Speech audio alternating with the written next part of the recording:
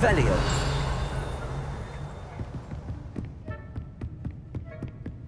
That book Professor Weasley asked me to... Looking for the book Intermediate Transfiguration?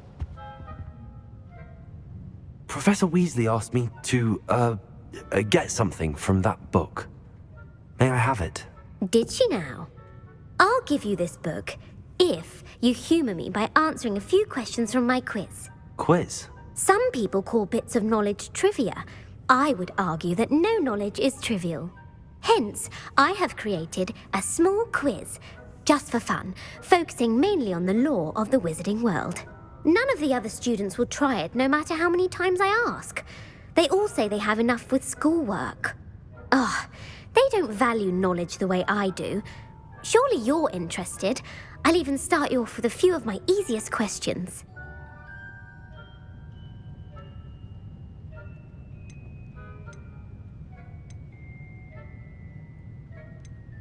A quiz sounds like fun. Splendid! Just a few questions and then I'll hand over this book. Let us begin. Before the invention of the golden snitch, which magical creature was used in a game of Quidditch?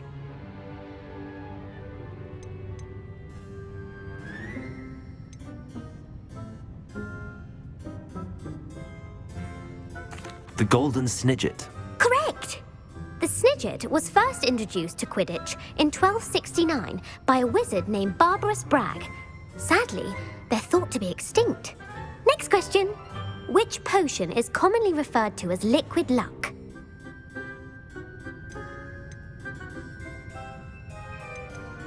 Felix Felicis. Well done! Since it makes the drinker temporarily lucky, Felix Felicis is a banned substance in all organised competitions. The tale of the three brothers involves which magical artifacts?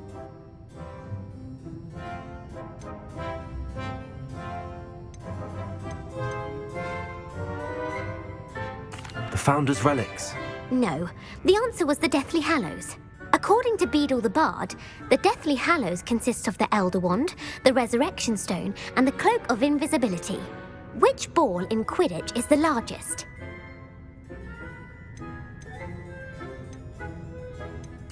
The Quaffle. That's right. When a chaser throws the quaffle through one of 3 hoops in a Quidditch match, their team is awarded 10 points. True or false? Polyjuice Potion allows the drinker to change species. False. Correct. While Polyjuice Potion can be used to change things such as age or race, it cannot be used to change species. Well, I suppose this has gone on long enough. I'll put the book back on the pedestal now. If you're inclined to test your knowledge again, I have plenty more questions I could ask you. And I won't be giving you any more easy questions either. The next ones will be more difficult. I'm sorry. I don't have time for a quiz at the moment. Let me know if you change your mind. Revelio. I put the book back on the pedestal for you. Professor Weasley's tasks are complete. I should attend Transfiguration.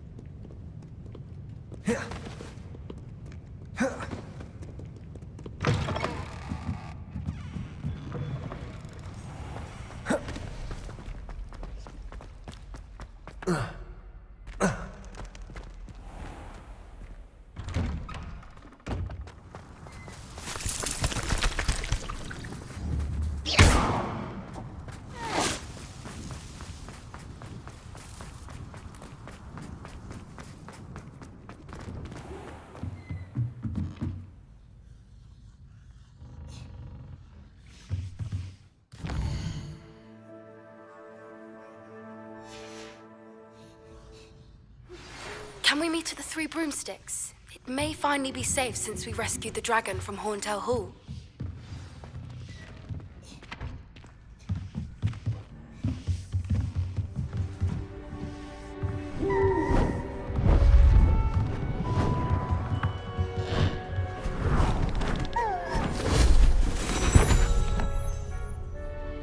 Settle down, settle down. Transfiguration, as you may be weary of hearing me say, is an exact science that can take a lifetime to master. But we needn't be daunted. Almost anything can be transformed if you can just perceive the potential within it. As I see in all of you, tremendous witches and wizards, every one of you. Or it could just be my eyesight. Now, you all know what to do.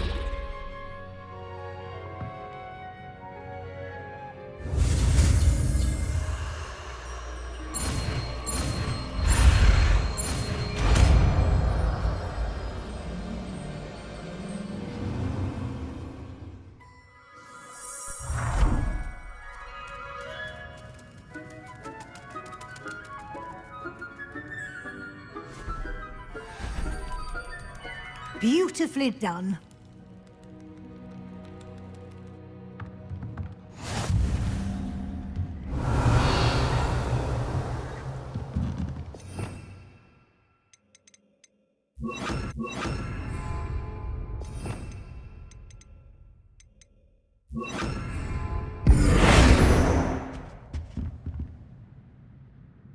You wanted to discuss my progress so far this term, Professor? I did. You seem to have had no trouble in getting up to speed, and frankly, excelling in your schoolwork this year.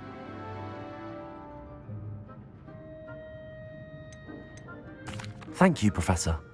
The extra assignments have been helpful. As I suspected they would be. Now, it seems you've been making good use of the opportunities presented by your field guide. Of course, the guide isn't the only measure of success. I've heard that you can brew an impressive Edurus potion.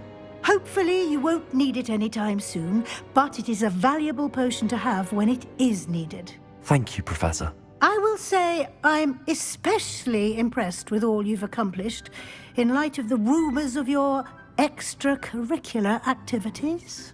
Was your visit to the kitchens and the Hogsmeade graveyard with Nick to bribe a ghost for information connected in any way to Professor Fig?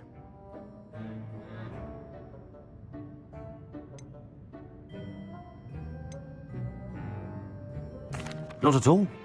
I'm fascinated by ghosts and food, and I was interested in learning more about the castle and the surrounding area. I see. I admire your penchant for learning, but do remember that your classwork and field guide are designed to educate you thoroughly. It'll be the end of the year in no time, and you'll want to be well prepared for your OWLs. I'll provide a final assessment at that time to ensure that you're ready for your exams. Until then, well done. You are dismissed.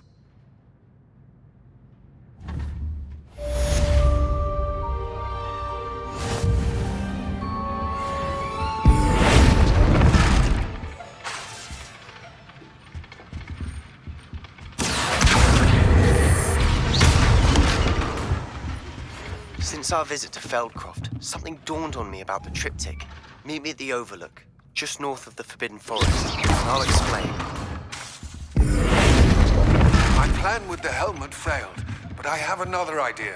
I think we may be able to find what we need at a goblin mine south of Hogwarts. Meet me there, and bring someone who speaks gobbledygook.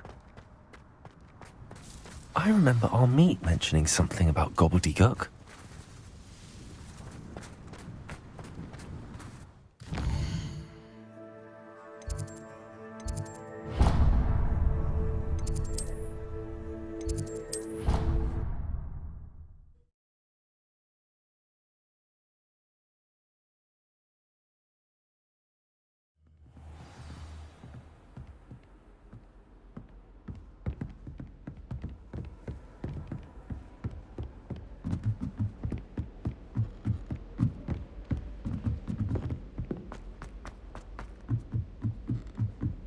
I adore decorating for the holidays.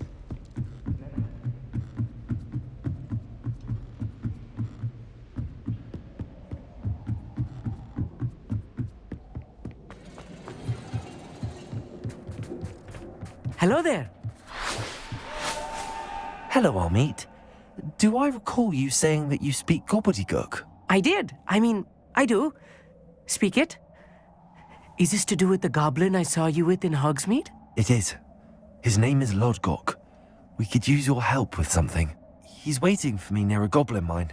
Would you be willing to help? Of course! How exciting! I mean, well, might this be dangerous? I think he simply wants to show me something that involves gobbledygook. If it helps, he's a friend of Sirona's. Good to hear. Good to hear. If Sirona trusts him, then I feel much better. You said you know gobbledygook, but how well? I've been reading it for as long as I've been reading English. My parents have an extensive library. Once I grew bored with the classics, I devoured goblin writings. I'd tell you some titles, but you wouldn't understand them.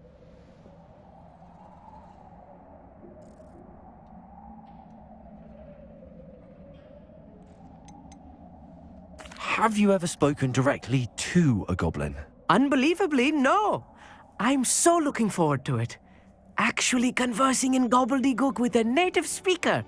Cannot wait to confirm subtle bits of pronunciation and tone that may have eluded me, being self-taught and all.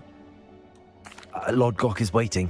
Shall we go? Of course. I just want to check the pronunciation of a couple of key terms first. So I will meet you there.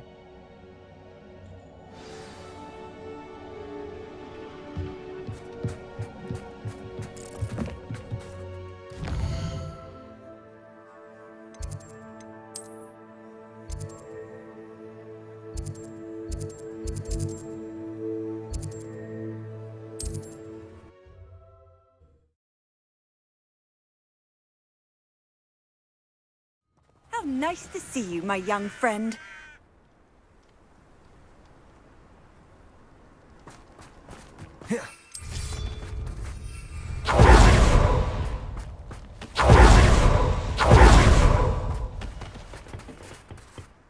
A friend who speaks gobbledygook is meeting us.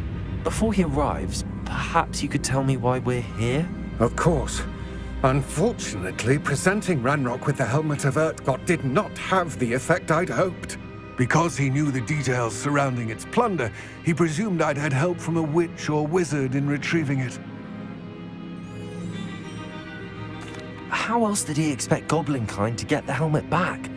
Seems he has no interest in making amends with you. I'm afraid we do not have the luxury of rational expectation when it comes to Ranrock.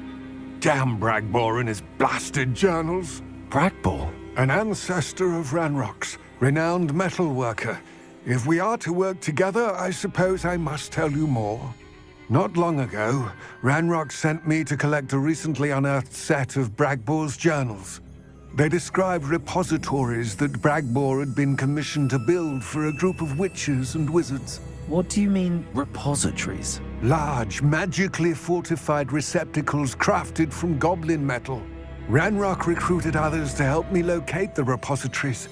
We were to search anywhere that was connected to 5 names mentioned in the journals: Rackham, Fitzgerald, Bakar, Morganach, and Rookwood. Rookwood Castle. That is where we began our search. Why does Ranrock care so much about these repositories? He cares about what they contain. For centuries, wizards have refused to share their magical knowledge with goblins. Your kind will not even let us carry wands. Thus, many goblins, myself included, have spent our lives mistrusting wizard kind. Ranrock was convinced that the repositories contained a magical power that wizards wanted to keep for themselves. He is determined to take it for goblin kind. But Here comes my friend Amit. Probably best to continue our conversation later. Greetings, Lodgok. It is an honor, sir. You speak gobbledygook. Oh, Bagalio. Enough. Please do not tell me that was meant to be gobbledygook. Well, yes. Perhaps my pronunciation was a bit off. I imagine certain dialects differ. Pronunciation is not the issue. I barely recognize that as language. I trust you can read gobbledygook better than you can speak it? I can, Sir Lodgok. Just Lodgok. Thankfully, we only need someone who can decipher written plans, since I cannot join you in the mine. What written plans? And why can't you come with us? We need some idea of what Ranrock knows or is plotting. I suspect a careless loyalist may have left plans behind. And I'm unable to join you because I cannot risk anyone reporting my presence to Ranrock. All you need to do is not be seen, either by the eye above the enchanted door or a loitering loyalist. What else should we know about the enchanted door? The door will not open while the eye can see you. You and your friend must be invisible to it to gain access. From what I know of wizard magic, that shouldn't be too difficult to achieve. Our meet and I can do this. I will await your return. I shall see you soon.